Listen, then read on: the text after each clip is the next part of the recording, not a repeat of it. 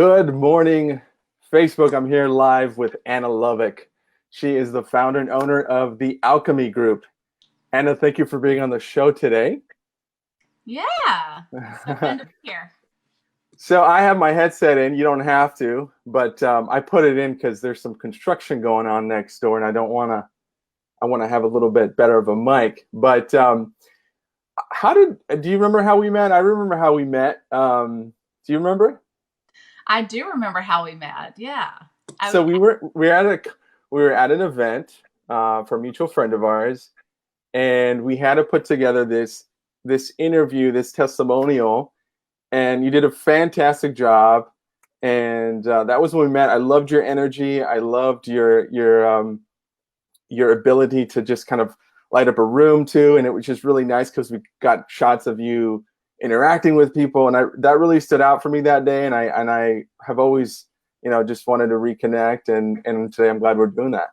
Oh, you're so sweet. Actually, I have that video on my Instagram because it's one of my favorite videos. Nice. And I love it because I feel like I'm so bad at those things, and I feel like you brought out all of the great things that I said and my good qualities and put it together and made it look fabulous. So hey, that's my job.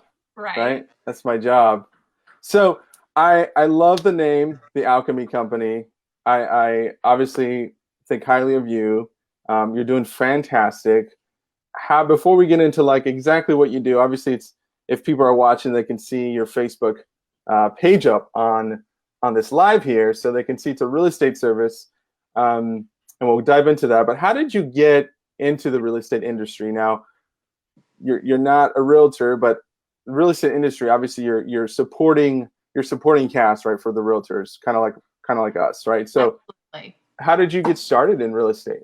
So, funny story, I was 23 at the time. I was making $30,000 a year, and I had a girlfriend. She's like, well, I'm working in the lending industry, and everyone here makes 10 grand a month. So I was like, well, sign me up, because that's more than my $2,500 a month. So anyway, I went to work for a bank on the wholesale side. Okay. Turns out everyone was not making 10 grand a month, but that's how I got into the industry originally. And cool. So mortgage. Yeah, I started on the mortgage side, and I realized it was not a great fit for me. I did okay once I learned what I was doing and how to do it. I was always on the assistant side, so I assisted producers. Okay. And then the market crashed in 2008. My husband and I moved to Florida for a little bit, and that is actually when I switched to the real estate side. And found my passion and realized that I loved the real estate side. So it was all kind of a fit, and it all clicked at that point. And then we ended up moving back to California.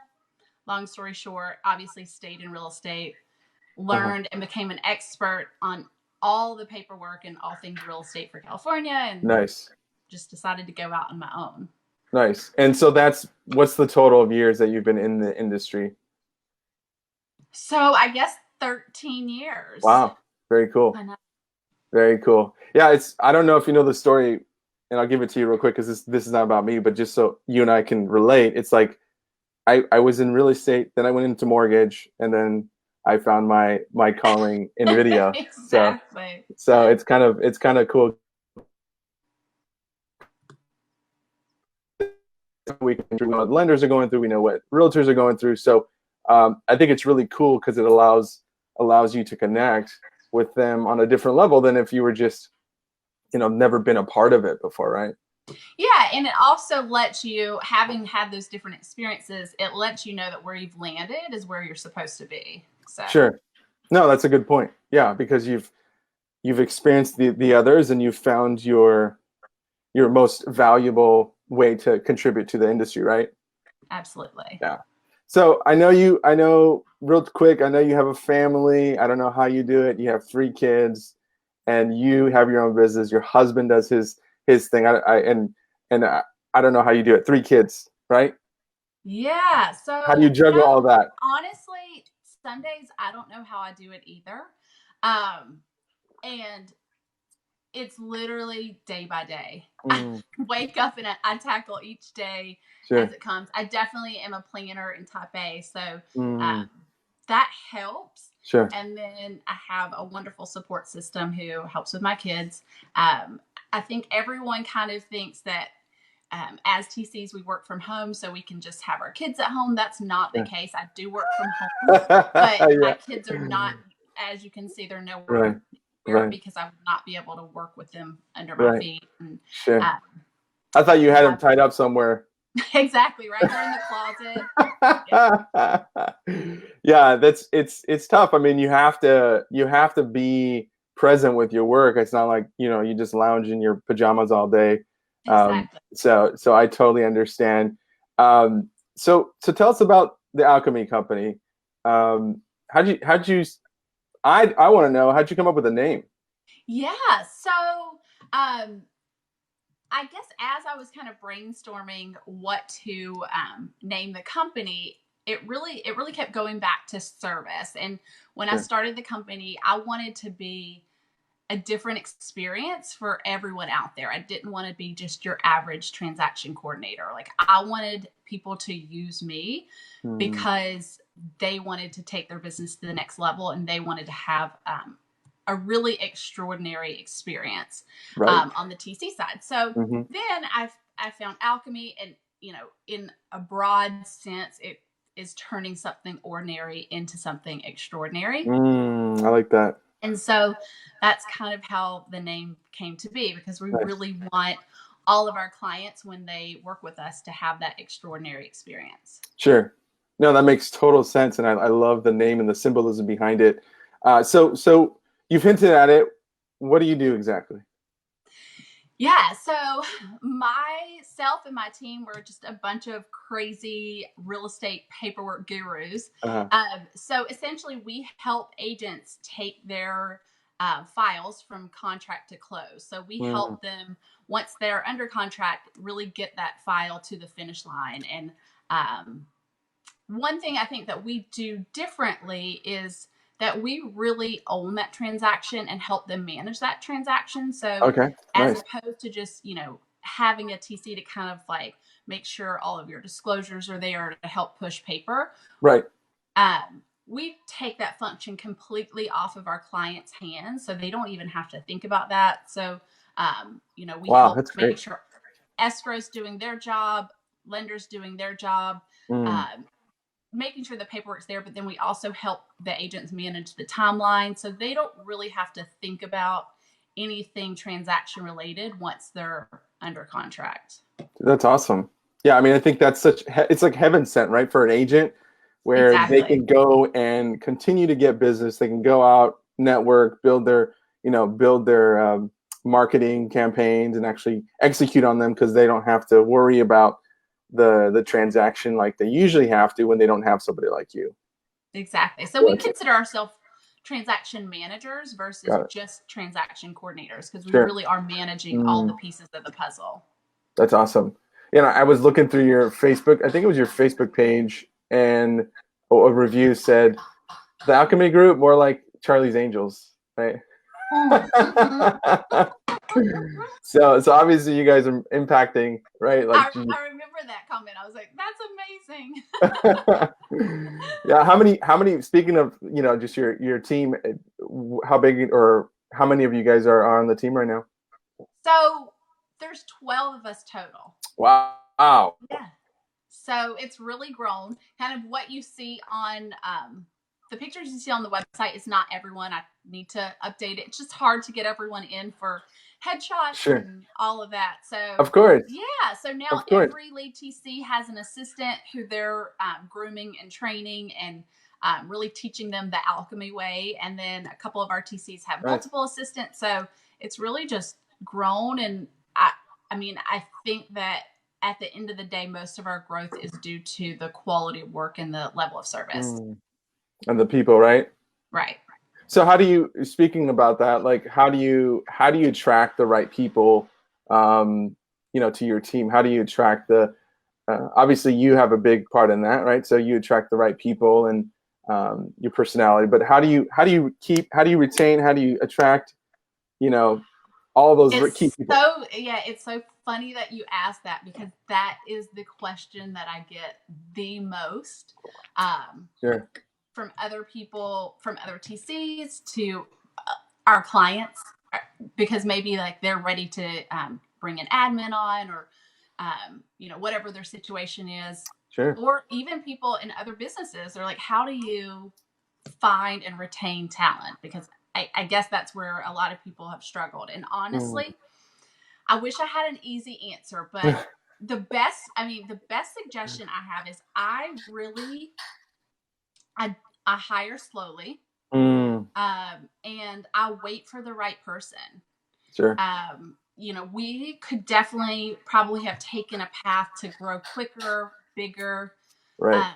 But I feel like we would have lost that quality, and I wouldn't have had control over who was on our team, and who's on the team really makes or breaks our image and our name. And of course, it's important to me. So of course, I would say that the best way that I found talent is if I like someone on the other side of a transaction, I put them in my mental bank, and then if I see them again and it's consistent and their attitude's always on point, then I'll just reach out and see where they're at in life, what they're doing. So really kind of recruiting, I guess. And then some people have reached out to me, and maybe we didn't have a fit for them, but I thought they were going to be a perfect fit for our team. Nice. So I'll tell them, like, I don't have a spot for you now, but when I do, you're my person. You're calling them up. Sure. Yeah, it's really about taking your time to find the right fits for your team and your future. Sure. No, that makes sense. And I imagine that plays into what makes you so different, right, than other transaction coordinators, or in your case, you're a transaction manager. So is there anything you would say really makes you guys different besides that? Besides, like, obviously, your ability to take someone's business and help them grow into new levels, and then obviously your people. Is there anything else that really you feel like really makes you guys different? Yeah. So going back to, I guess it ties into the recruiting a little bit, because every coach and every high level player will be like, you need to have your team members take a disc profile, or like sure. see where they fit in the box. Right. And I take a totally different approach. Nice. I have none of my team has ever taken a disc profile. I don't know where they fit in what box. But what I do know about each of them is they are extremely hard workers, and they have a great attitude. And I think the attitude is what sets us apart, because in all of our communication, regardless of how sticky situations can get during a transaction, we take the high road. We take the professional route. Nice. I always say you can never offend someone by being professional. Yeah. And so we're never going to get catty on the other side of a transaction. It's just, it's always friendly. If you need to take a breather, write an email, delete it, whatever it is. But once that email to the other side goes out, it's friendly. It's positive. There's a great attitude behind it. So that's beautiful. That's beautiful. And so obviously it helps to make the agent more successful, right? Their job is hard enough. So they're hiring us to make things a little bit easier on them. And if we're adding to their stress level, then we're not adding value for them. True. That's very true. And so when you started to where you've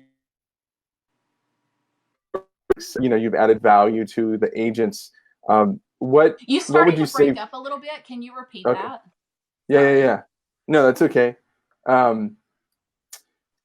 So all these things that you're talking about, you're adding value back to the agent, and you're making them more successful. They're able to go out and do what they need to do versus having to worry about things that you guys beautifully take care of for them. So what makes you so passionate about this? Well, I've been on the sales side and realized that side is not for me. It is extremely stressful. What the agents are out there doing is really hard work. And so what I realized is that I love being their backup. I love helping support them, because I don't want to be them. I just want to help them be the best that they can be. And one thing that I talk to the team about is adding value. So in my mind, we have to add so much value that they can't do their jobs without us. Nice. Yeah, well said. That's great. That's great. Yeah, for for somebody who's successful, you're passionate about what you're doing, but I think it's because of, the adding value, helping them, taking somebody from where they are to where they can be because of your services. I think that's the core of business, right? Like, how can we take somebody, and not that they couldn't do it alone if they were to try, but it's about a team, right? It's about creating a team. Where is that agent adding the most value for their business? Exactly. And is it the transaction side where you take care of, or is it not? If it's not, then it's on the sales side. Then go out and do what they need to do. So that's beautiful. I love that. That's basically what we do as well, in terms of just like trying to add value, help them go out and sell more homes, right? Help them find more homes for buyers. So yeah, anyway, I just went on a little rant there, but yeah, and there's so many other pieces of the transaction that they're bogged down with during the transaction that, like, what we're taking off their plate, they don't need to worry with that. Mm-hmm. Yeah, I think it's, for you, it's much more every day you see what like an agent has to go through. For me, it's like I'm a little bit more removed from that, so sometimes it's like you forget. You're like, wow, these agents have to do so much, not just on the They really sales do. side, but also on just like making sure the paperwork's right, making sure who's getting it, the right person's getting it, what needs to be changed. So yeah, I mean, we forget how hard their job really is sometimes. Right. And they're also, playing the psychiatrist or psychologist or whatever Sure. for their clients and dealing with all of that. So Right. Oh, and then not to mention, they're having to repair things and like, be designers, handyman, exactly. like all these different things. So it's definitely challenging. So beautiful. You told me like wonderful ways you're supporting your clients. You just had a great client appreciation event, client We party. did. So tell me a little bit about that. How did that go, and what were you trying to accomplish there? Yeah. So it's the one thing that we really try to put money into every year is just to thank our clients and to show them that we do appreciate their business and Yes. we're grateful for them. So we Sure. want to at least take that time once a year to give back Hmm. to them. It's really hard as the TC because we are always behind our desk. So we don't see our clients a lot. So sometimes that's our only opportunity to see our Right. client is once a year. Some clients we see more, and I try to obviously get out and support our clients as much as possible. Right. But it's tough. So it's the one time that we can kind of all come together. The whole team can be there, and we can just say thank you. Oh, that's awesome. That's great. And obviously it was successful. I saw some pictures, some good Yeah, people at it your was event. really fun. So I know we were talking about video, and I just wanted to talk a little bit about maybe some ways that you're using video, how and if you're not, like, what are ways that you're wanting to, right? Because this is all growth. Like, I'm growing too. Like, it's not just like, oh, I'm done figuring out how to make videos. So this conversation helps me because I like to, like, I like to see maybe where some pains are, if there's some way that we can add value, or at least provide a resource for who's, you're not the only one. You're not the only one going through some challenges. So this conversation allows for us to find potential solutions. Now, I saw myself kind of get choppy. Did you hear all that, or? Okay. Yeah, it did get choppy, but I think I heard most of it. And the big picture, how am I using video? Well, I'm not using it as much as I should. Sure. I definitely haven't implemented it that well. I have some mental challenges and mental blocks there because Sure. I feel like probably what we do on the TC side, people don't really find that interesting. We're Mm-hmm. just a few crazy people who like paperwork. So, Right. you know, I don't know that people want to hear what we're doing every day Sure. at our desk, but Sure. you know, I'm trying to find ways here and there. And obviously if I'm out and about at real estate events, trying to document that more. And Right. like you said, I just had a client appreciation party. So trying to document those things. So at Right. least there's content there. Right. So is there anything you'd like to share that maybe has prevented you from using video? Are there some like pains or some challenges? And that's one thing I want to make sure everybody understands is just because I film, we create videos, doesn't mean that we have similar challenges, right? And these podcasts and Facebook Lives are a big reason. Like the reason I'm doing this is because I've challenged myself. Like, you know, you need to start creating content more, because I do it all the time, but I don't do it for myself necessarily, right? Right. Because Absolutely. I'm doing it to support, you know, businesses, companies, agents, and so on. So are there any challenges or pains that you are willing to share that you know might open the conversation to some solutions?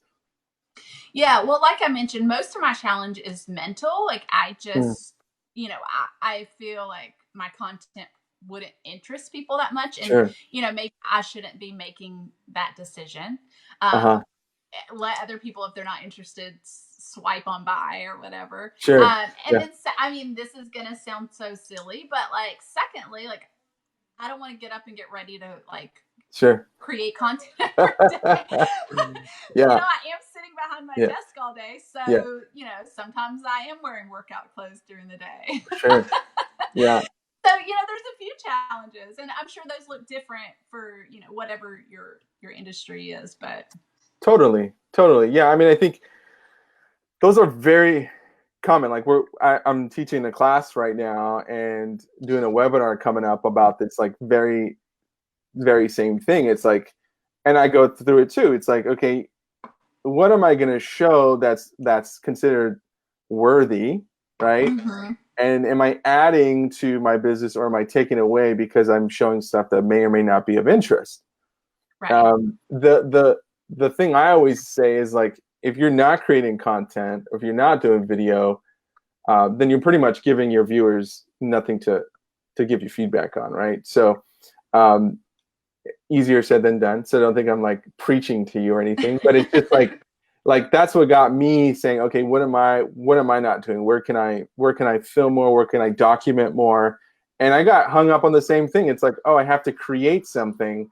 And I've found like, yes, but you know, as long as you document like you guys are doing for events and you keep it going, you'll discover new opportunities within that, right? So it may not be, hey, I'm going to have David come film what we do a day in a life, but maybe it's a few clips, maybe it's a few Facebook Lives, maybe it's a few, you know, Instagram stories, and that's like going to start you, and then like you'll find your way from there, like everything else, right? Like if you wanted to start cooking and you never cooked before, you just start, and your first meal might not be that good, but your next meal is going to be better, right? So that's just kind of my 2 cents on that too. So don't I think you should because you have such great energy. Even on your phone you should be, because your energy's great, your people are great. It's just kind of like, it'd be different if you were, you know, boring and your people were not as exciting, and it's just like, and that's obviously not the case. So anyway, that's my 2 cents there. I appreciate the pump up. Yeah, I'm trying to pump you up. Hey, exactly. Well, thank you so much. I'm gonna like start winding down a little bit because I know you gotta go and not start your day, continue with your day. But like, for what you're trying to do for the agents. I feel like the more agents do that, the less stressed they are when they do videos. Right. And so that's what was like really important for me. It was just like, you and I are like, or at least you're my part of my team, because if you can help take their stress away, at least in one area of their life, they're less likely to take that stress into like a different part of their business, right? In this case, like maybe video or marketing. So by you doing what you do, like you make believe it or not, I think you make, all the other vendors, all the other affiliates' jobs easier. Absolutely, because agents should not be sitting behind their desk working on all the details. Sure. Yeah, no, I agree. So little question, couple fun questions. What are some books that you've read or that you're reading right now that really are your favorite and that stand out? Okay, I'm going to go against the grain here because everyone in this industry constantly posts about what self-help book they're reading, Sure. whatever the latest and greatest is. I do not read self-help. So first of all, I barely have any time to read. So sure, I'll state that first. Yes. If I'm being honest. Secondly, if I do read, I want to completely zone out. So I mostly read fiction. Cool. That's good. So I'll answer those questions privately as to what my favorite fiction books are. But I did read a business book, Profit First, and that's probably been the most helpful to my business. But yeah, regarding self-helps, I just am a believer. Like I always say, if I wrote a self-help, you would open it and would say, close this book and go do it. I love it. Yeah, I love it. I could see how people, including myself, can get caught up in reading something and you're just like, okay, and then it just kind of like it helps you and then like you feel better about yourself, but then it doesn't necessarily mean you take action. Exactly. Right? Yeah. Like you're ever gonna do, you just have to implement. So it's fine if you want to read it, but are you going to implement what you read? And I think it's great because your fiction, like a fiction book that you read, it's functional because it's allowing you to relax, you to decompress, you to break away from the business for a second, because then you come back more energized, rejuvenated, and so hey, in its own way, it's also self-help, right? Exactly. So I get it. I just kind of read, I read fiction, usually whatever Reese Witherspoon is reading, I'll read whatever's popular. Yeah. Very cool. I like that. No, it's a good point. It's a good point. My wife does that a lot, and I'm more self-help. But I think like typically like movies, like I'll watch a movie or something like that.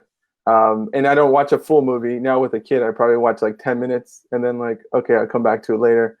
But that kind of does for me what maybe it does for you in a sense of like just disconnecting a little, breaking away. So that's cool. Anyway, where do you see yourself in the next 5 years, Anna? Well, my goal in 5 years is to double my business. So we're going to be working the next 5 years to do that. I put some pieces in play that hopefully will help get us there, and just continue every day to nose to the grindstone, hard work, and we'll get there. That's very cool. And where are you from originally? I'm originally from Alabama. Alabama. Nice. So, I hear a nice little accent. Yeah. I've been out here for almost 19 years. So very cool. Very cool. Hey, well, thank you so much for being on the show today. Thanks for having me. Where can the viewers or listeners find out more information about the Alchemy Company? So you can go to our Facebook group, which is the Alchemy Company. You can go to our website, which is www.alchemytc.com. Nice. Or our Instagram handle is @ Transaction Coordinators. That's cool that you got that, huh? That seems like would be a popular one to have. Yeah. That's cool. Wow. I think I was an early adopter, so I was able to snag that handle. Look at you. Yeah. That's a cool one. Well, thank you so much, Anna. Appreciate you, and maybe we'll get you on the show again in the future sometime. Would love to. Thanks, David. Thank you. Have a good day. Okay. Take care. Have fun with those kiddos. Bye. Bye.